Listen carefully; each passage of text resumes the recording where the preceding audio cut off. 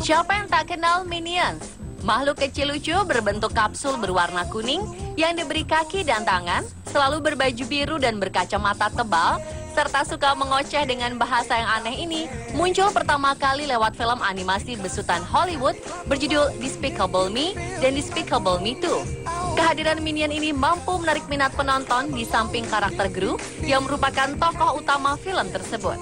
Berbagai barang atau souvenir yang berhubungan dengan Minion pun banyak diminati.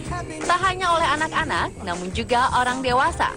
Tokoh mungil berwarna kuning ini pun kini hadir kembali dalam film baru berjudul Minions yang menjadikan mereka sebagai tokoh utamanya.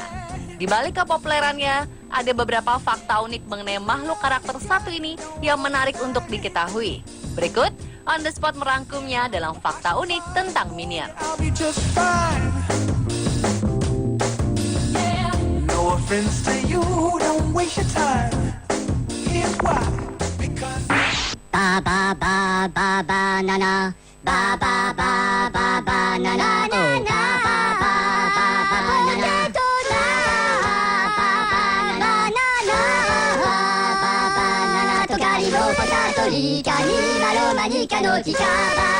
Yang pertama ada lagu Banana. Sejak kemunculannya di film animasi Despicable Me, salah satu lagu soundtrack film berjudul Banana yang dinyanyikan oleh suara unik para Minion ini banyak disukai para penonton. Padahal lirik lagu ini berisi kata-kata asing dan hanya segelintir kata saja yang bisa dimengerti, yakni banana dan potato, alias pisang dan kentang. Namun ekspresi wajah dan tubuh Minion yang lucu, serta suaranya yang unik, membuat lagu ini jadi populer. Bahkan banyak dibuat covernya dalam berbagai versi. Mulai dari versi film animasi Frozen, hingga versi orang dewasa.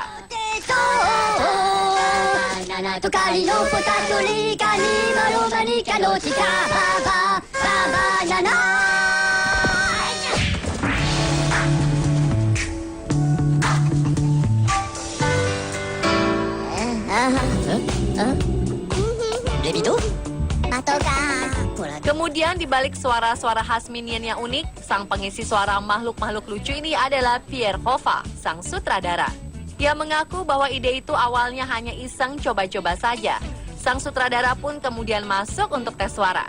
Namun ternyata Chris Melendandri selaku produser menyukai suara Pierre Kova dan langsung memilihnya untuk mengisi suara Minion. Dan jadilah hingga saat ini Pierre Kova menjadi sutradara sekaligus mengisi suara tokoh Minion.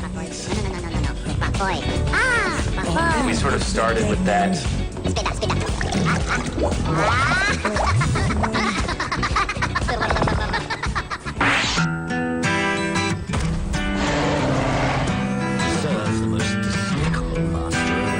Film Minions disutradarai oleh Pierre Kova dan Kelly Balda. Ada hal yang sangat menarik bagi penggemar film tersebut di Indonesia, yakni sang sutradara Pierre Kova yang bernama lengkap Pierre Louis Padang Kova, ternyata adalah putra dari penulis sastra Indonesia terkenal N. Hadini. Saat itu N. Hadini yang merupakan wanita berdarah Jawa menikah di Jepang pada 1960 dengan seorang diplomat Prancis bernama Yves Kova. Dari pernikahan itu, N. Hadini dan Yves Kova dikaruniai dua anak, Marie Claire Lintang yang lahir pada 1961 dan Pierre Louis Padang Kova yang lahir pada 1967. Sayangnya pernikahan mereka berakhir pada 1984. Setahun kemudian, N. Hadini kembali mendapatkan warga negara Indonesianya dan hingga kini menetap di Jawa Tengah. Sementara Pierre yang saat itu sudah berusia 17 tahun tinggal bersama sang ayah di Perancis. Meski demikian, Pierre masih mengingat bagaimana masa kecil yang pernah ia alami bersama sang ibu saat mereka masih sama-sama menetap di Perancis.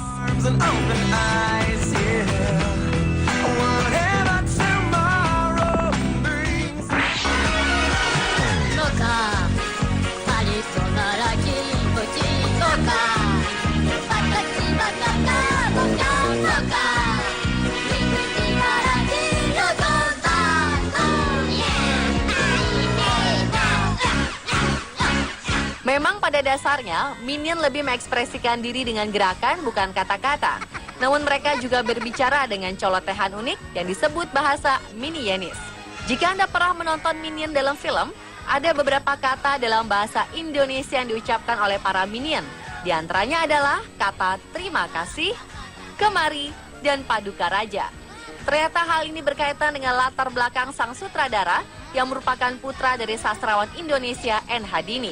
Saat kecil, sang ibunda sering mengajaknya ke kedutaan besar Indonesia di berbagai negara dan memperkenalkan budaya Indonesia, termasuk bahasa dan makanan khas Indonesia seperti nasi goreng.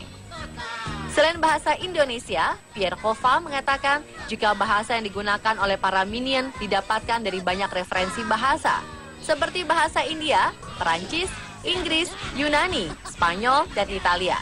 Hal itu juga berkaitan dengan latar belakang dirinya sebagai anak diplomat yang dulunya pernah tinggal berpindah-pindah di beberapa negara. Berbagai bahasa tersebut digunakan secara menarik menjadi kata-kata yang diucapkan secara lucu oleh para minion dengan menekankan resonansi suaranya.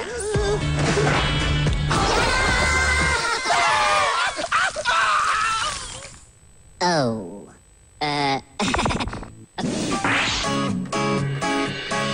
On the other side of the street I knew stood a girl that looked like you. I guess that Berikutnya, film animasi Hollywood Minions yang baru saja dirilis pekan lalu ini ternyata diputar pertama kali alias tayang perdana di bioskop Indonesia, tepatnya pada tanggal 17 Juni 2015. Padahal di negeri asalnya, Amerika Serikat, film Minions ini baru rilis 10 Juli 2015 nanti.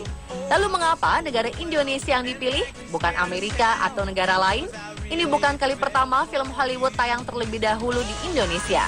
Sebelumnya ada film Fast and Furious 7 dan film Avengers Age of Ultron. Laman Variety.com pernah mencatat saat ini perfilman Hollywood bisa dikatakan sedang lesu di Amerika. Dan 70% penghasilan Hollywood berasal dari luar Amerika.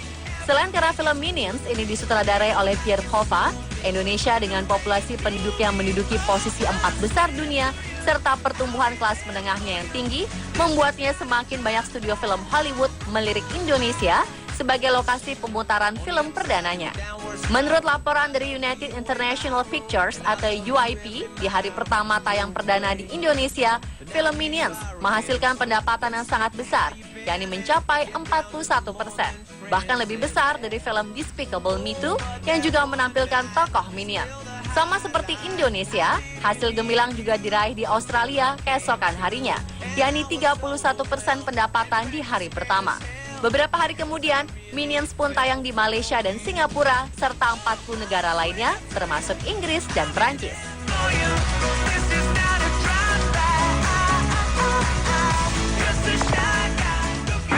Bello. Ayo, kecap lagi. Sisi.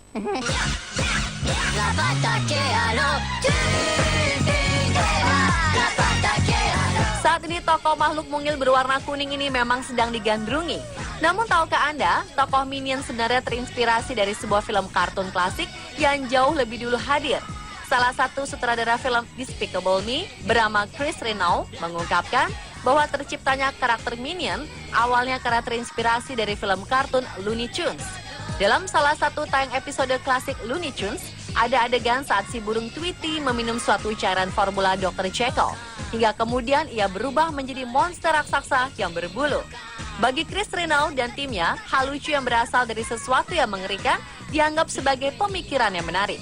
Meskipun karakter Minion ini diceritakan sebagai makhluk yang bekerja untuk orang jahat, namun Minion sendiri sebenarnya sosok yang lucu, tidak jahat, dan mampu membuat orang lain tertawa.